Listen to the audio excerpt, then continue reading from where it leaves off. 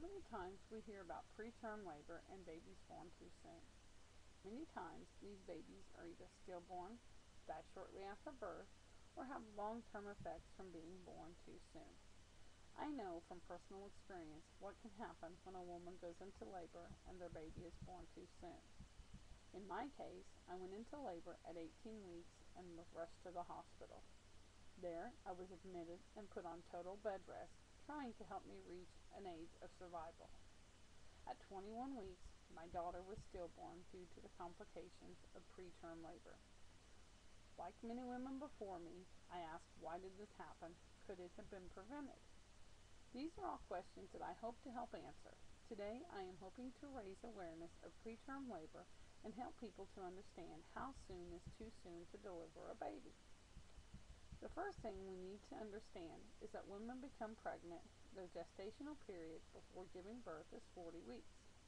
If a woman carries a baby to 40 weeks, she is considered full term. According to the American Pregnancy Association, any baby born before 37 weeks is considered preterm. The earlier a baby is born, the greater risks it will face. If a woman carries a baby to 23 weeks, it is considered a survival age. This according to the Mayo Clinic. This is why when I went into preterm labor, I was hospitalized. The doctor thought by admitting me and monitoring me around the clock, he could hold off labor until I reached at least 23 weeks.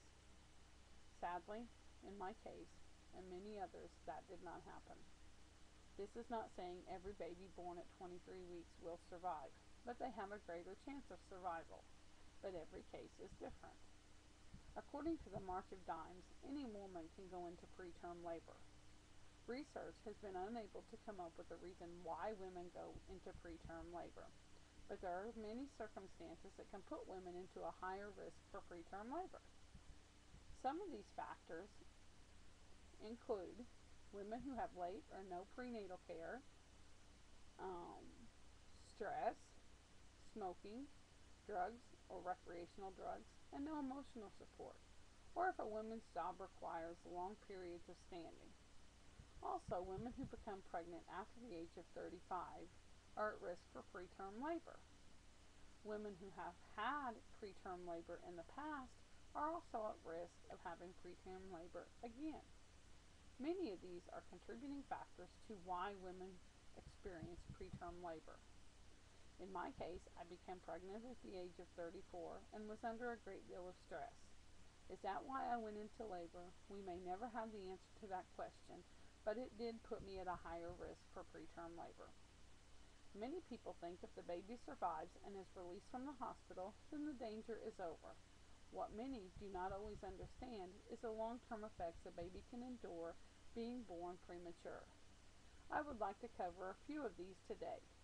According to the American Association of Pregnancy, a baby born premature can experience difficulty breathing and even episodes of stopped breathing, called CPAP, bleeding in the brain, cerebral palsy, as well as other neurological problems.